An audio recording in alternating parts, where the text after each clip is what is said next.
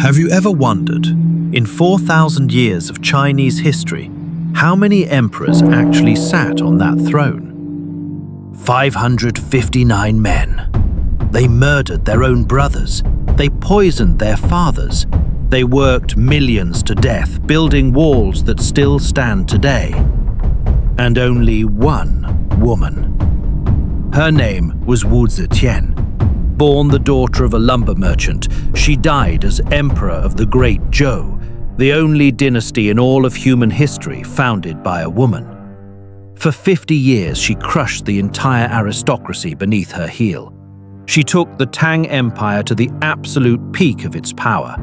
She even invented brand new Chinese characters just so she could write her own name. But after she died, male historians spent the next 1,300 years trying to erase her from existence. They called her a demoness. They wrote that she ate human flesh. They swore she strangled her own newborn daughter with her bare hands. Some of it might be true. Most of it is pure, calculated bullshit. This is the story of the only woman who ever ruled as Emperor of China, and why history spent an entire millennium trying to bury her. The year 624. China had just clawed its way out of 3 centuries of war. The capital, Chang'an, had over 1 million people, 5 times bigger than Constantinople at the time. But for a woman, that glittering world was a cage. Women couldn't own land, couldn't choose their husbands. When a husband died, society expected her to kill herself to preserve her honor. Beautiful little girls were raised like prize livestock to be sold into the imperial harem. Wu Zetian was 12 when her father died. Her uncles immediately stole everything. Mother and daughter were thrown out of their own home and reduced to begging on the streets. Stop and think about that for a second. A 12-year-old girl watching her mother kneel and beg coins from the same men who shared her blood. In that little girl's mind, there was no room for tears, only ice-cold survival. She never forgot that lesson. At 14, the imperial decree arrived. Emperor Taizong was selecting new concubines. When the carriage came for her, her mother collapsed in tears. Wu Zetian didn't shed a single tear. She looked her mother dead in the eyes and said only one thing. "Why are you crying? How do you know this isn't the greatest stroke of luck I'll ever get?" At 14, Wu Zetian entered the harem at the absolute bottom rank. For nearly 12 years, she was invisible, cleaning, brewing tea, standing silent in freezing corridors. But she wasn't wasting time. She was learning. She stole forbidden Confucian texts and read them in the dark. She studied the brutal game of power from the shadows. She learned exactly how the machine really worked. In 649, Emperor Taizong died. By law, she was forced to shave her head and locked away in a Buddhist nunnery, sweeping leaves, sleeping on freezing stone floors, waiting to die. But Li Jie, Taizong's son, now the new emperor, had never forgotten the cold, brilliant woman he once knew. In 651, he did something insane. He pulled her out of the nunnery and brought her straight back into his own harem. To the Confucian elite, this was incest. To the old guard, it was a slap in the face to the dead emperor. They were right to be furious. They had no idea how dangerous the woman walking through that palace gate really was. When Wu Zetian returned, Empress Wang ruled the harem. She looked at this former nobody and thought, "Perfect. I can use this girl as a pawn." That was the last mistake Empress Wang ever made. In 3 years, Wu Zetian gave birth to a son, then a daughter. Her rise was meteoric. Then, in 654, her newborn daughter died suddenly. Empress Wang had visited the child earlier that day. Wu Zetian screamed bloody murder, accused the empress of strangling the baby out of jealousy. The truth? The child probably died of natural causes. Or Wu Zetian removed an obstacle herself. We'll never know. What we do know is what happened next. Within 1 year, Empress Wang was deposed. Every rival in the harem had their hands and feet chopped off and were thrown into vats of wine to die, on Wu Zetian's direct orders. In 655, at age 31, the daughter of a lumber merchant became empress of the Tang dynasty. But she wasn't finished with the harem. When the emperor's health collapsed and he went nearly blind, who actually ruled the empire? Not the chancellor. The woman sitting behind the curtain next to the throne. People started whispering, "The two sages." Power had changed hands. 683, Emperor Gaozong dies. Their son tries to seize real power. 6 weeks later, she dethrones him, throws him off the throne, puts another son on as a puppet. Then she does what no one dared. She destroys the entire aristocracy. For centuries, power belonged to a handful of powerful families. Wu Zetian changed the rules. She massively expanded the imperial examination system. Now, the son of a peasant could rise to the highest offices. She planted secret accusation boxes across the empire. Thousands of nobles were dragged into the light and executed.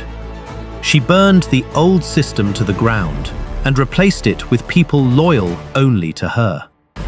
She didn't just use violence, she weaponized religion. When Confucianism said women could never rule, she turned to Buddhism. She declared herself the reincarnation of the future Buddha Maitreya. She built massive temples and used faith as legal armor for her throne. Brilliant and terrifyingly effective. In 690, at age 66, she deposed her own son, declared the Tang dynasty finished, and stepped onto the throne as Emperor Wu Zhao of the Great Zhou. She even created a new character for her name, Zhao, light shining across the sky. The beggar girl from age 12 had become the sun of Asia. But absolute power always comes at a price. The woman who had never been defeated by any man finally fell to men themselves. In her final years, the invincible Empress Wu Zetian began to make her greatest mistakes. She became obsessed with two extraordinarily handsome male consorts, the Zhang brothers. Blinded by desire, she handed them real power. These two men abused it without mercy. Corruption, brutality, and greed that enraged the entire elite class. The once loyal puppets had become the seeds of rebellion. In 705, when she was 81 years old and confined to her sickbed, high officials launched a bloody coup. They slaughtered the Zhang brothers, forced Empress Wu to abdicate, and locked her away under house arrest until her very last breath. The Zhou dynasty collapsed in flames. But before she closed her eyes forever, she made one final move. A single chess move so brilliant, so mysterious, that even 1,300 years later, no one has been able to fully solve it. Every emperor leaves behind something to glorify his name. Wu Zetian left behind a colossal, 7-meter-tall, blank stele.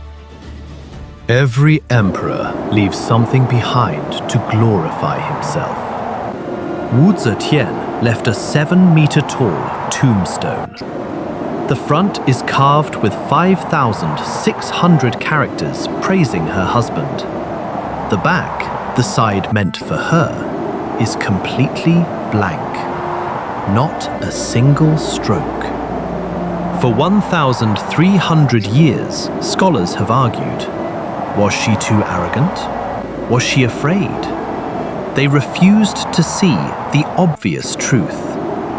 She knew that anything she wrote would be twisted and erased by the men who would write history after her. She had lived long enough to understand exactly how the world treats powerful women. They get called witches. They get blamed for every disaster. So she refused to play their game. That blank stone is the ultimate middle finger. Write whatever the hell you want. Lie about me. My monument will remain a question mark forever, forcing future generations to ask the question you were too cowardly to face. Who was I, really? In 705, at age 81, after a coup, she was forced to abdicate and died shortly after. The Zhou dynasty collapsed. But she didn't lose. Every dynasty that followed had to run on the examination system and bureaucratic machine she built. She forced history itself to play by her rules. Wu Zetian ruled for 50 years. She governed an empire larger than all of Europe combined. Cleopatra got hundreds of Hollywood movies. Catherine the Great got her own HBO series. Wu Zetian? Almost completely forgotten in the West. Why? Because Cleopatra, for all her fame, still needed Roman generals like Julius Caesar and Mark Antony to keep her throne. Wu Zetian didn't need men to prop her up. She ruled them. And Western history, written through a very specific patriarchal and often xenophobic lens, has never been comfortable with an East Asian woman who held absolute, independent power like that. But here's the lesson she left us. If you can't win today's battle, build a system so strong that your enemies are forced to play by your rules. When the world refuses to understand you, leave a blank page and trust that the future will produce people smart enough to ask the questions your own era was too afraid to ask. If you knew the world would twist and lie about everything you wrote on your own tombstone, what would you choose to carve? Or would you leave it blank too? Drop your answer in the comments. I read every single one. If you want more deep dives into history's most ruthless, brilliant, and deliberately forgotten figures, hit like and subscribe. Thanks for watching. See you in the next one.